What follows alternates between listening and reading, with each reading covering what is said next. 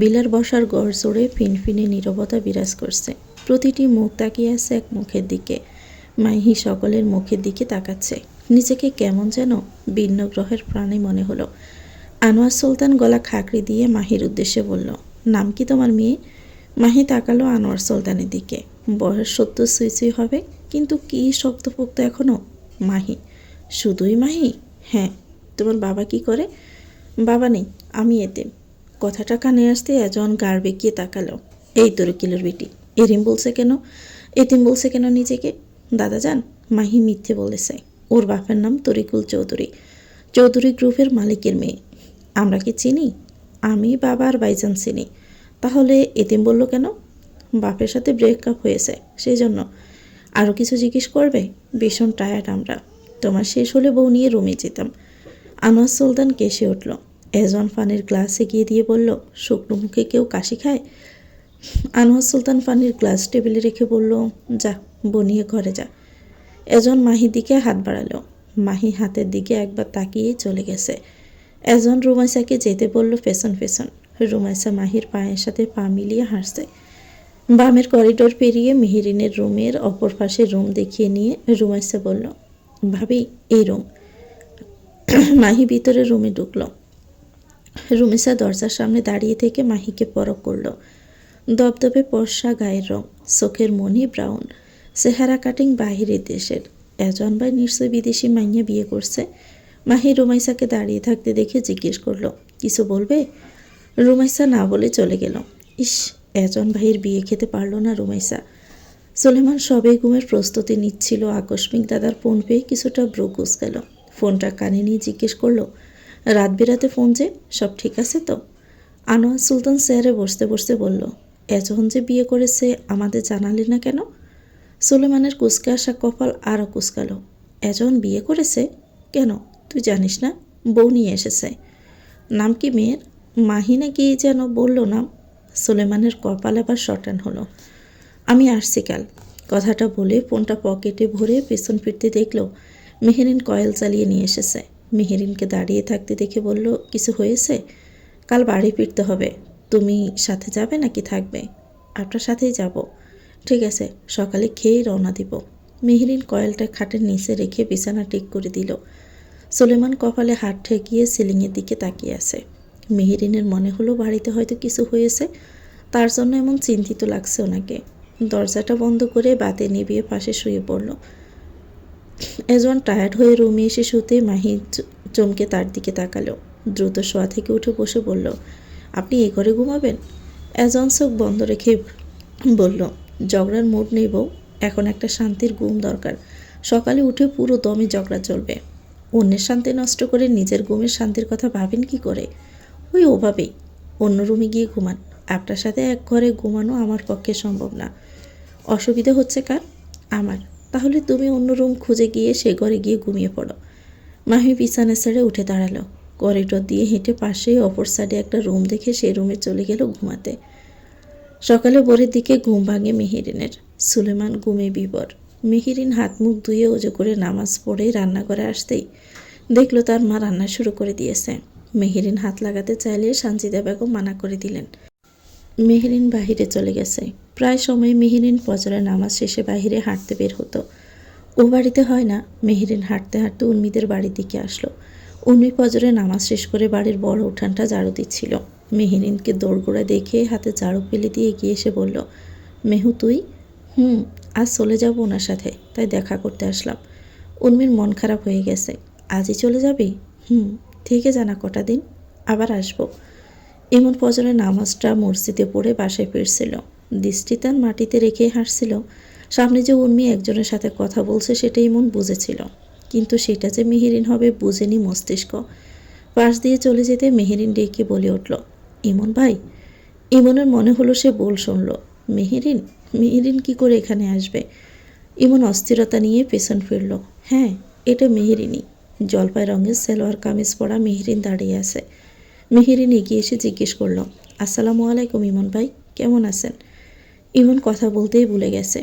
মেহেরিনের নাকে নাকফুল, হাতে ছড়ি, হাতে পাথরের একটা আংটি, বিবাহিত রূপ। এই রূপেই তো একদিন মেহেরিনকে দেখতে চেয়েছিল সে। কিন্তু আজ সে অন্যের নামে এসব পড়েছে। বুকের ভিতরের ঘাটা আরও তাজা হলো। ইমন ভাই? ইমনের হুঁশ ফিরল। মুখের শূন্যতার হাসি ফুটিয়ে বলল, ভালো আছো? হুম। আপনি? ইমনরা কি ভালো থাকে? না, থাকে না। ইমনদের ভালো থাকা লেখা থাকে না ভাগ্যে, তারা শুধু দহনে পড়ে। মেহেরিনের প্রশ্নটাকে উপেক্ষা করে ইমন বলল, বিয়ে করে নিলে অথচ জানতেই পারলাম না। মেহেরিন অবাক হলো এই কথা শুনে। আপনি জানতেন না আমার বিয়ের কথা? না। স্বামী এসেছে সাথে? হ্যাঁ, উনি বাসায় ঘুমাচ্ছেন। সুখেই আছে তাহলে? মেহেরিন কিছুটা সময় নিল। সে সুখেই তো আছে, তাই না? স্বামীকে পাচ্ছে এখন রোজ। রোজ তার মুখ দেখে ঘুম ভাঙছে। এটাকে সুখ বলে না? এটাই তো সুখ। আল্লাহর রহমতে সুখেই আছি। ইমন স্মিত হেসে চলে গেল। জ্বালাটা যেন আরও বেড়ে গেছে। ইমন রুমে এসে মাকে বলল, মেহেরিনের আনা শাড়িটা যেন মেহেরিনকে এখন দিয়ে দেওয়া হয়। ইতি বেগম মেহেরিনের জন্য আনা শাড়িটা নিয়ে রুম থেকে বের হয়ে মেহেরিনের হাতে দিয়ে বলল, মেহেরিন, এটা তোর জন্য। মেহেরিন উল্টে পাল্টে দেখে বলল, এটাই কি চাচি? শাড়ি। বিয়েতে তো তেমন কিছু দিতে পারেনি। ইমন এনেছে ঢাকা থেকে। মেহেরিন উপর থেকে দেখলো মেরুন রঙের শাড়ি, অসম্ভব সুন্দর। দামটা বেশ ভালোই। চাচি, শুধু শুধু এতগুলো টাকা খরচ করা উচিত হয়নি। একবারই তো, কোনো সমস্যা হবে না। ইমন বুঝে শুনেই এনেছে। আজ আসি তাহলে চাচি, জামাই নিয়ে আসতি? উনি ঘুমাচ্ছে, একটু পরেই চলে যাব ও বাড়ি। আচ্ছা, ফের আসিস জামাই নিয়ে, সাবধানে যাস। মেহেরিন শাড়িটা নিয়ে চলে গেল। জানালা দিয়ে ইমন দেখলো মেহেরিনের যাওয়া। সুলেমান ঘুম থেকে উঠে মেহেরিনকে দেখতে না পেয়ে কিছুটা বিরক্ত হলো। পুরো বাড়ি জুড়ে খুঁজে দেখলো মেয়েটা নেই। কোথায় গেছে? দাঁতে ব্রাশ ঘষতে ঘষতে উঠোনে এসে দাঁড়াতেই দেখলো মেহেরিন হেঁটে আসছে, হাতে একটা প্যাকেট। মেহেরিন সুলেমানকে দেখে এগিয়ে এসে বলল, কখন উঠেছেন? অনেকক্ষণ হলো। কোথায় গিয়েছিলে? উর্মিদের বাসায়। হাতে কি এটা? সাসি দিয়েছে এটা, শাড়ি আছে এটাই। সুলেমান কলপাড়ের দিকে এগিয়ে গেল। বাইরে যখন এসেছে এখান থেকে মুখ ধুয়ে যাবে। মেহেরিন পেছন পেছন এসে বলল, আমি সেফে দিচ্ছি টিউবওয়েল। মেহেরিন সেফে দিল কল। সুলেমান মুখ ধুয়ে ভিতরে চলে গেছে। শেরিনদের আজ আসার কথা থাকলেও আসবে না বলেছে ফোন করে। কাল থেকে বিয়ের তোড়জোড় শুরু হবে ও বাড়ি, তার জন্য আসা সম্ভব না। সকালের খাবার খেয়ে মেহেরিনটা বেরিয়ে পড়ল ও বাড়ির উদ্দেশ্যে। মোতালেব ভুঁইয়া থেকে যেতে বলেছিল আর একটা দিন, কিন্তু সম্ভব না বলে আর থাকেনি। সুলতান বাড়ির সকলে ব্রেকফাস্ট করে যে যার কাজে ব্যস্ত হয়েছে। রুমাইসা রুমে বসে অ্যাসাইনমেন্ট করছে। মাহি এখনও ওঠেনি। এজওয়ান বাপসাসার সাথে বসে গল্প করছে বাগানে। গল্প করার মাঝেই বিলের গেট দিয়ে ব্ল্যাক রঙের গাড়িটি প্রবেশ করতে দেখে সবাই সেদিকে তাকালো। গাড়িটা সাইডে পার্ক করতে গাড়িটা থেকে নেমে পড়ল সুলেমান আর ইব্রাহিম। সুলেমান অপর পাশে গেল। কালো বোরকায় আবৃত কাউকে সুলেমান ধরে নামাচ্ছে। এজওয়ান তা দেখে বিড়বিড় করে বলল, ভাইজান, ওটা কাকে ধরে নামাচ্ছে? সুলেমান মেহেরিনকে নিয়ে ভিতরে এগিয়ে গিয়ে বাপসাসার কাছে এগিয়ে আসে। মেহেরিন সিঁড়ি বেয়ে নিজের রুমে এসে হাঁপ ছাড়ে। আয়নার সামনে দাঁড়িয়ে নেকাব বোরকা খুলে বিছানার দিকে তাকাতেই চমকে ওঠে। এতক্ষণ সে নজরই দেয়নি বিছানা যে কোনো মেয়ে শুয়ে আছে তাদের বিছানায়। কে মেয়ে? এই রুমে শুয়ে আছে কেন? মেহেরিন বোরকাটা টেবিলের উপর রেখে দিল। মেয়েটাকে ডাকবে কি ডাকবে না এ নিয়ে দ্বিধায় ভুগল। যদি ডাকে, আবার সেই ডাকায় যদি ঘুম ভাঙার পর রাগ করে তখন? মেহেরিন সোফায় বসে পরখ করল। মেয়েটা অসম্ভব সুন্দর দেখতে, একদম বিদেশিদের মতো। মেয়েটা নিশ্চয়ই কোনো রিলেটিভস হবে ওদের। মেহেরিন বসে অপেক্ষা করতে লাগলো মেয়েটার ঘুম ভাঙার। ফোনের অ্যালার্মে ঘুম ভাঙে মাহির। গুম গুম চোখে এক হাতে ফোনের অ্যালার্মটা বন্ধ করেই হাই তুলল। তারপর আড়মোড়া ভেঙে উঠে বসতে সোফায় গিয়ে চোখ আটকালো। একটা মেয়ে বসে আছে, দৃষ্টি তার দিকেই ছিল। মাহি তাকাতে অপ্রস্তুত হয়ে দৃষ্টি ওদিক ওদিক সরাচ্ছে। মাহি দেখলো মেয়েটাকে, কেমন যেন আদুরে আদুরে লাগলো মেয়েটাকে। কি স্নিগ্ধ দেখতে। মাহি তার কাঁধ অবধি থাকা চুলগুলোতে একবার হাত বুলিয়ে রুমের আশেপাশে তাকালো। গতকাল রাতে এজওয়ানের উপর রাগ করে এই খালি রুম দেখে এই রুমে এসে শুয়ে পড়েছিল। কেউ তো ছিল না। এই মেয়ে কে তাহলে? মাহি কিছুটা অস্বস্তি নিয়েই বলল, তুমি কে? মেহেরিন মাহির দিকে তাকিয়ে বলল, আমি মেহেরিন আপু। আপনি কে? বিড়বিড় করে উচ্চারণ করলো নামটা। মেহেরিন। গতকাল তো দেখলাম না তোমায় এই বাড়িতে। আমি আর উনি আমাদের বাসায় গিয়েছিলাম, সেই জন্য হয়তো দেখেননি। উনিটাকে? মেহেরিনের আবার অস্বস্তি হতে লাগলো। আমি কি আপনার ঘুমে কোনো সমস্যা তৈরি করেছি? এ মা, না না, এই রুম তোমার? হ্যাঁ আমাদের। আমাদের মানে? তুমি এবারের কি হও? সরি জিজ্ঞেস করছি। আসলে চিনতে পারছি না তো তোমায়। আমি এবারের বউ আপু। মাহি ব্রু কুচকালো এই কথা শুনে। বউ? এটুকু বাচ্চা মেয়ে কারো বউ হয়? কার বউ তুমি? এবারের বড় ছেলের। সুলতান বাড়ির বড় ছেলে মানে তো নওয়াজ সুলেমান সুলতান। উনি বিয়ে করেছে? কিন্তু কবে করলো বিয়ে? মিডিয়া কি জানে না? কোনো নিউজ তো দেখলাম না। নওয়াজ সুলেমান সুলতানের বউ তুমি? জি। মাহি বিছানা ছেড়ে উঠে দাঁড়ালো। মেহেরিনকে আরও একবার ভালো মতো দেখে তারপর রুম থেকে চলে গেল। রুমে এসে মাহি জানালার কাছে দাঁড়াতেই দেখতে পেল বাগানে বসে আছে সুলতান পরিবারের সকল পুরুষগণ। সুলেমানকেও দেখল মাহি। একদম পিওর রাজনীতিবিদ। মানুষের রাজনীতি পেশা হলেও ওনার জন্য রাজনীতি একটা নেশা। সব সময় খবরের কাগজেই আর টিভির চ্যানেলেই দেখেছে। আজ সরাসরি দেখল কত কিশোরী যুবতী এই লোকের জন্য পাগল। যখন তারা জানতে পারবে তাদের ক্রাশ বিবাহিত, তখন যে কি হবে। পাশে চোখ গেল ইব্রাহিমের দিকে। এজনের মুখটা নজরে আসতে চোখ মুখ শক্ত হয়ে গেল। বাড়ির এই 3 যুবক রূপের দিক থেকে সেরা। সুলেমান এজওয়ানের দিকে তাকিয়ে আছে। চোখের চাহনি গভীর। এজন মাথা নত করে রেখেছে। যদি কাউকে ভয় পায় এজন তা একমাত্র সুলেমানকেই। খুবই মান্য করে তো। সুলেমান দাঁত চেপে বলল, বিয়ে করেছিস শুনলাম। আমাদের জানাতে কি প্রবলেম ছিল? জানালে বিয়ে করতে দিতে না। কেন দিতাম না? তোকে আমি হিংসে করি যে তুই বিয়ে করলে আমার কোনো কিছুতে ভাগ কমে যাবে, যার জন্য তোকে বিয়ে করতে দিতাম না? সরি ভাই, এবার থেকে সব জানিয়ে করব। সুলেমান বিরক্ত হলো। তোমাদের নাতি, তোমাদের ছেলে, তোমরাই বলো। মিডিয়া এই কথা জানতে পারলে জল কোথায় গিয়ে গড়াবে জানো? ওর বাপের হিস্ট্রি সম্পর্কে ধারণা আছে? শুনেছি পরকীয়া করেছিল দেখে ওনার বউ সুইসাইড করেছে। রাজনীতিতে এই ইস্যুটা নিয়ে মিডিয়া কত দূর জলঘোলা করবে কোনো আইডিয়া আছে? আমার কানে এটাও এসেছে কোনো স্বাভাবিকভাবে ওদের বিয়ে হয়নি। তথ্যটা নিশ্চয়ই ভুল নয়। এই ছেলের জন্য আমাকে বারবার বিপদে পড়তে হয়। মিডিয়ার কানে যেন এই বিয়ের খবরটা না যায় বলে রাখলাম।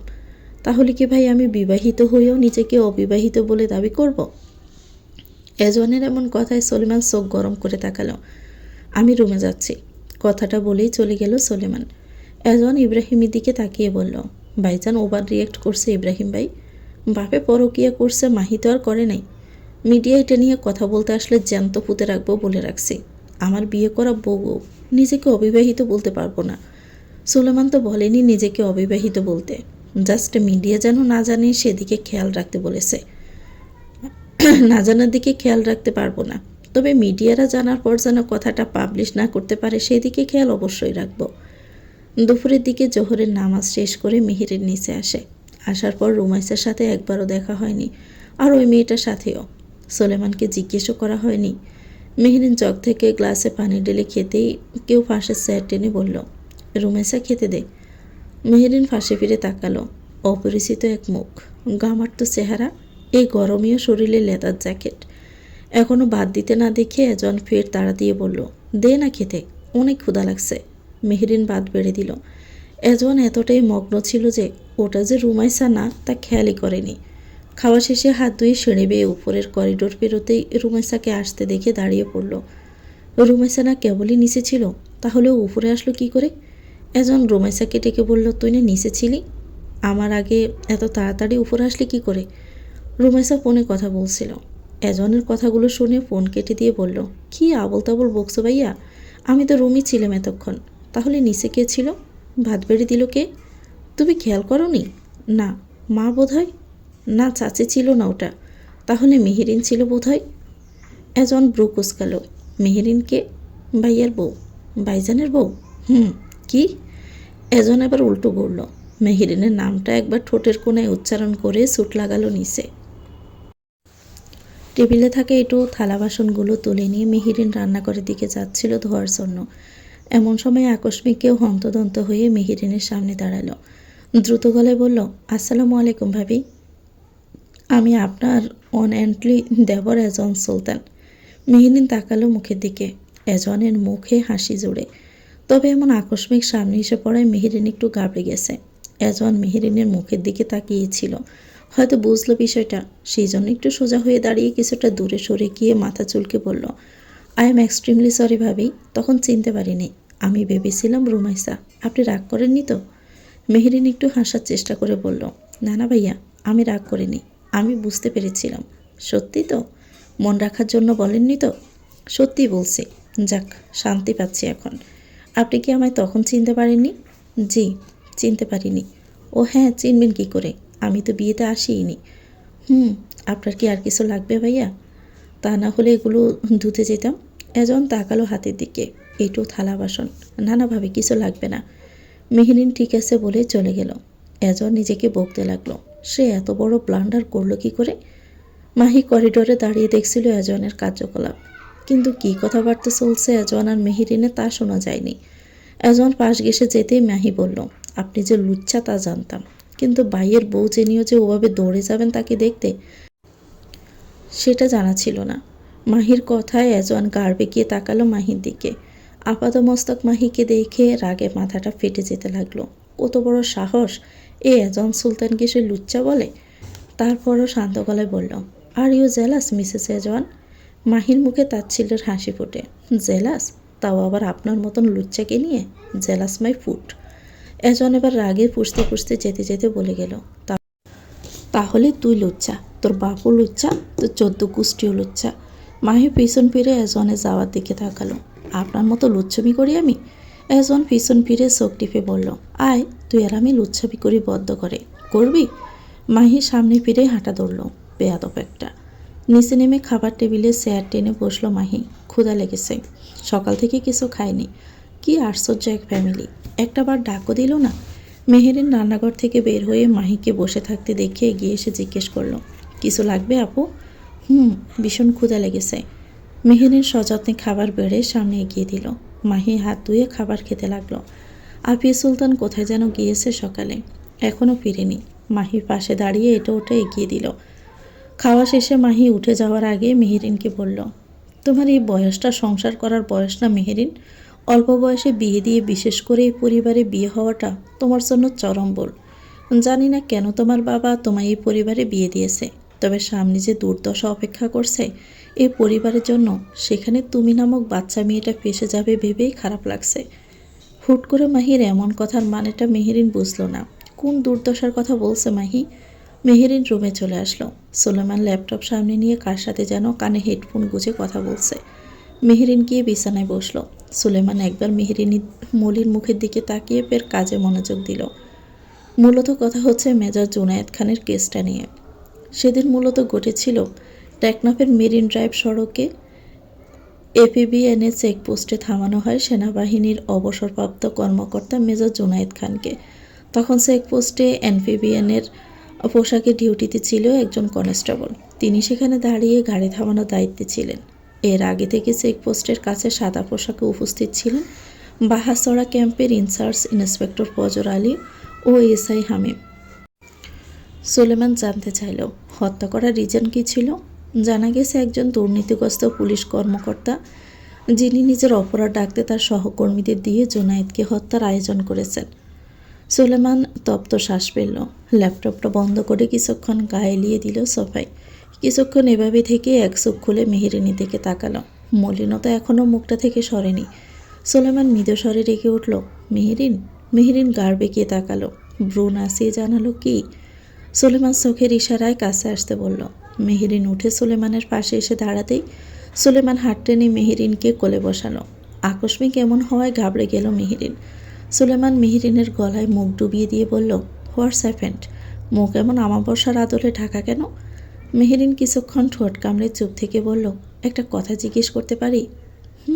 করো। অনুমতি নিচ্ছ কেন? আপনার সম্পর্কে কি এমন কিছু আছে যা আমি জানি না, অথচ আমার জানাটা আবশ্যক? সুলেমান মৃদু হাসল।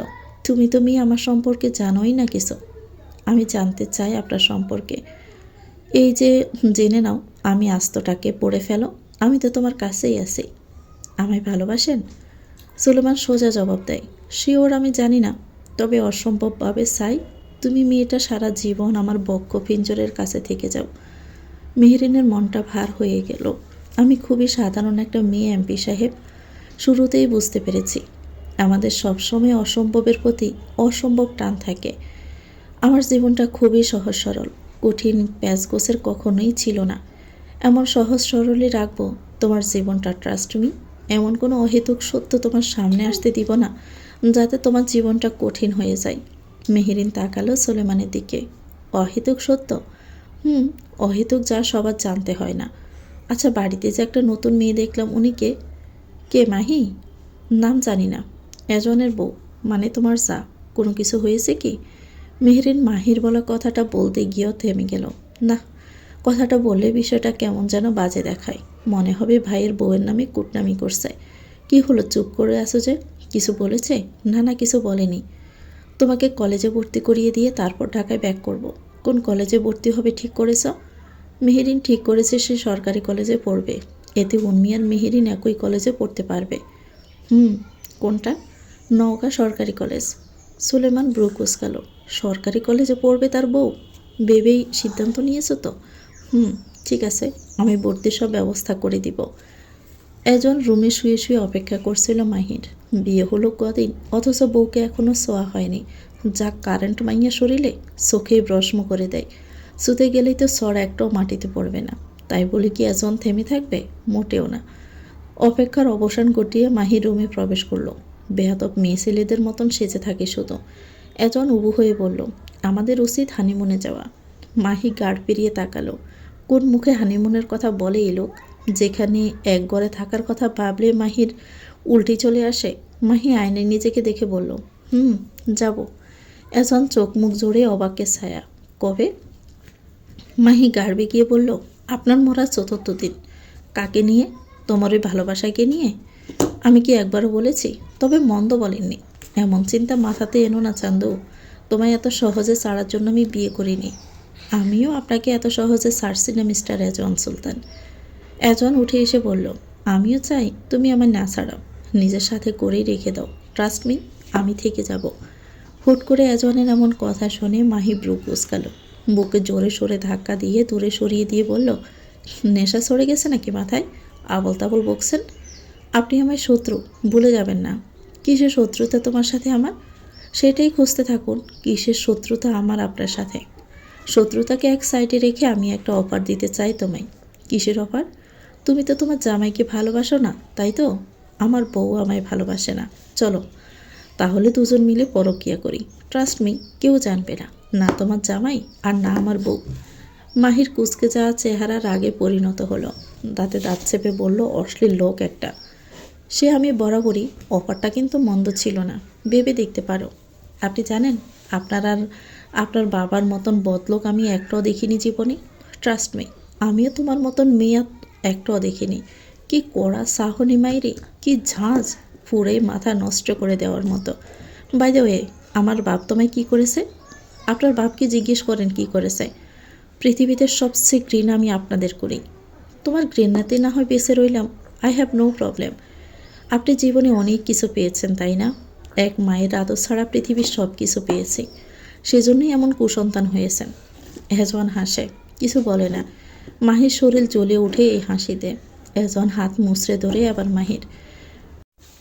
মাহির পিঠ নিজের বুকের সাথে মিলিয়ে আয়নার সামনে দাঁড় করিয়ে বলল, তোর কথা মতো এতক্ষণে আমার বউয়ের ওদিকে জোর করে নিয়ে নেওয়া উচিত ছিল। তুই তো আমার বউ লাগিস। 5 টাকার সাথে আমার মৃত্যুর নামে সিল করা বউ তুই। তোর উপরে আমার অধিকার আছে। কিন্তু আমি তা করছি। ফলালে জাস্ট দেহটাই পাবেন, মন তো কখনো পাবেন না। তো দেহ পাওয়ার আগে তোর মন পাওয়ার বিন্দুমাত্র ইচ্ছেও আমার নাই। পুরুষের সুখ নারীর দেহে। শরীর রাগে গিনায় গিনগিন করে উঠল মাহির। ছাড়ুন আমায়, আমার লাগছে। এইটুকু দৌড়তে লাগছে। যখন গভীরভাবে দৌড়বো তখন কি করবে সুইটহার্ট? জানে মেরে ফেলবো বলে রাখলাম। এজন আয়নায় থাকা মাহির মুখটা দেখল। কি ঘৃণা পড়া সে সাহনি। উফ, এজনের মজাই লাগছে এই সাহনি। সাহনিটাকে আরও চেতিয়ে দেওয়া যাক। মাহিকে নিজের দিকে ফিরিয়ে দেওয়ালে 2 হাত চেপে ধরে মাহি কিছু বোঝার আগে ঠোঁট ডুবিয়ে দেয় মাহির ঠোঁটে। মাহির মনে হচ্ছিল দমটা বন্ধ হয়ে যাচ্ছে। সবচেয়ে জঘন্যতম অনুভূতি হচ্ছে। মাহি পা দিয়ে এজনকে লাথি দিয়ে সরানোর চেষ্টা করছে, কিন্তু এজন আরও চেপে আসলো, কামড়ও দিতে লাগলো। মাহির মনে হচ্ছে সে কোনো বিষ পান করেছে। ব্যথায় চোখ মুখ খিচে আছে। পাক্কা 10 মিনিট পর এজন ছেড়ে দিল মাহিকে। ঠোঁট দিয়ে রক্ত পড়ছে। হয়তো কিছুক্ষণ পর ফুলিও যাবে ঠোঁট। মাহি সামনে থাকা ফুলদানিটা ছুঁড়ে মারে এজনের দিকে। এজন গায়ে লাগার আগেই ধরে ফেলল। বাহাত দিয়ে ঠোঁট মুছে বলল, সিল মেরে দিলাম। এটা জাস্ট ডেমো ছিল। ফিক্সার আবি বাকি হে। আমি ধরতে আসলে বাধা দেওয়ার মতো কোনো আইন নেই বাংলাদেশে। ভেবেছি তোকে মেরে ফেলবো, কিন্তু না, তোকে নিয়ে আমি সংসার করব। আমার বাচ্চা কাচ্চার মা হবি তুই, আমার গরণী হয়ে থাকবি মৃত্যুর আগ অবধি। ইমন ঈদের 3 দিন পরেই ঢাকায় চলে গেছে। অলঙ্কারপুর গ্রামটাকে এখন তার জাহান্নামের মতো লাগছিল। ভর্তি টাকা দিয়ে এসেছে মায়ের হাতে, বলেছে কোনো সরকারি কলেজে ভর্তি করাতে। মেহেরিনও যেহেতু সরকারি কলেজে ভর্তি হবে, সেজন্য উর্মিও নওগাঁ সরকারি কলেজে ভর্তি হবে। শেরিনের শ্বশুরবাড়ির বিয়েতে আনোয়ার সুলতান আর আমিরুল সুলতান গিয়েছিল। রুমাইসা আর আপিয়া সুলতান গিয়েছিল। মোতালেব ভুঁইয়াদের বাড়ির কেউ যায়নি। গেলে মহিলার তারা কথা শুনত। সুলেমান মেহেরিনকে যেতে বলেছিল, কিন্তু মেহেরিন যায়নি। অস্বস্তির মধ্যে সে নিজেকে ফেলতে চাচ্ছে না। রুমেসা খেয়ে দিয়ে চলে এসেছিল। ইমন ইব্রাহিমের বাগান বাড়িতে এসে নিজের বরাদ্দকৃত রুমটাতে এসে শুয়ে আছে। ইয়াসিনটাও ফিরেনি, আর তার পক্ষে ওখানে থাকা সম্ভব হচ্ছিল না, তাই চলে আসা। এখন এখানে এসেও শান্তি পাচ্ছে না। যত সুখ নিয়ে ঢাকা ছেড়েছিল, তার সে কয়েক গুণ ব্যথা নিয়ে ঢাকায় ফিরল। সুলেমান আজ মেহেরিনের কলেজে সব কাজকর্ম শেষ করেছে অনলাইনে। এখন স্কুল কলেজ খোলার ঘোষণা আসলেই কলেজে গিয়ে পড়তে পারবে। নওগাঁ কলেজে যেতে 30 থেকে 40 মিনিট সময় লাগবে সুলেমান বিলা থেকে। বাড়ির গাড়িতে করেই চলাচল করবে। যদি স্কুল কলেজ খোলা এখনও অনিশ্চিত, বোধহয় 21 সালের দিকে খুলতে পারে। সকাল হলেই চলে যাবে সুলেমান ঢাকায়। এখন এক মনে চাঁদ দেখছে সুলেমান আকাশের। মেহেরিন কফি বানাতে গিয়েছে রান্নাঘরে। মেহেরিনের মুঠোফোনটা সাইডে রাখা। সে ফোন থেকে বেসে আসছে হাওয়া মে উঠতা যায় মেরা লাল দোপাট্টা মালমাল গানটা। মেহেরিন কফির মগ নিয়ে এসে দাঁড়িয়েছে বেলকনিতে। আকস্মিক এই গান শুনে কিছুটা চমকে গেল। ভীষণ পছন্দের এই গান। মেহেরিন কফির মগটা এগিয়ে দিল। সুলেমান নিল। পাশের সেফে সরে গিয়ে মেহেরিনকে বসতে দিল। মেহেরিনের হাতে তার নিজের জন্য আনা চা। মেহেরিন চায়ের কাপে চুমুক দিয়ে বলল, গানটা আপনিও শুনেন?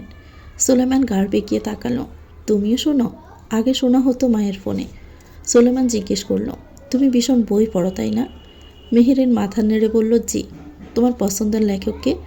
মেহেরিন চোখ বন্ধ করে বলল, হুমায়ুন আহমেদ। পছন্দের বই? কোথাও কেউ নেই। পছন্দের চরিত্র? প্রিয় বাকের বাই। সুলেমান ঠোঁটের এক কোণে কিঞ্চিত বিষণ্ণতা দেখা গেল। প্রিয় বউ কেন প্রিয় বাকের বাই বলল? আমি তোমার জীবনের সেই বাকের বাই মেহেরিন, আর তুমি হচ্ছে আমার মোনা। কি চমৎকার তাই না? তোমার নামে আর মোনা নামে কি অদ্ভুত এক মিল। আচ্ছা, কখনো যদি তাদের মতন আমাদের সমাপ্তি হয়, তাহলে কেমন হবে? মেহেরিন কিঞ্চিত চমকালো, সাথে সাথে বলে উঠল, একদম না, এটা একদমই ভালো হচ্ছে না। আমি একদমই মুনা হতে চাই না। আর আপনিও দয়া করে বাকের ভাইয়ের সাথে নিজের তুলনা করবেন না। বাকের ভাই আর মুনার মতন করুণ সমাপ্তি আমার জীবনে আমি চাই না। বাকের ভাইয়ের ফাঁসিটা আমি আজও মেনে নিতে পারি না। আপনি আমার এমপি সাহেব, সেটাই কি যথেষ্ট নয়? কখনো কখনো কোনো একজনের কল্পনাতে গড়া চরিত্র বাস্তবে মানুষের সাথে মিলে যায় মেহেরিন, তাই বললাম আর কি। মেহেরিন মাথা নত করে বলল, তাহলে আজ থেকে আমার অপছন্দের তালিকায় রেখে দিব বাকের ভাইকে। সুলেমান মেহেরিনকে এক হাত দিয়ে আগলে নিয়ে বলল, একদমই না, আমি তো জাস্ট মজা করেছি। বাকের চরিত্রটা আমার পছন্দ ভীষণ। একসময় আমিও বাকরের মতোই ছন্নছাড়া ছিলাম। এখন পরিপাটি? হ্যাঁ, বিয়ে করলাম, ভবিষ্যতে কোনো একদিন বাবা হব, সন্তান মানুষ করতে হবে তো। এখন থেকে নিজেকে পরিপাটি না করলে কেমন একটা দেখায় না? বাচ্চার কথা শুনে মেহেরিন লজ্জা পেল। তাদের মধ্যে তো কিছুই হয়নি, হবে কিনা তারও ঠিক ঠিকানা নেই, অথচ তিনি বাবা হওয়াতেই চলে গেছেন।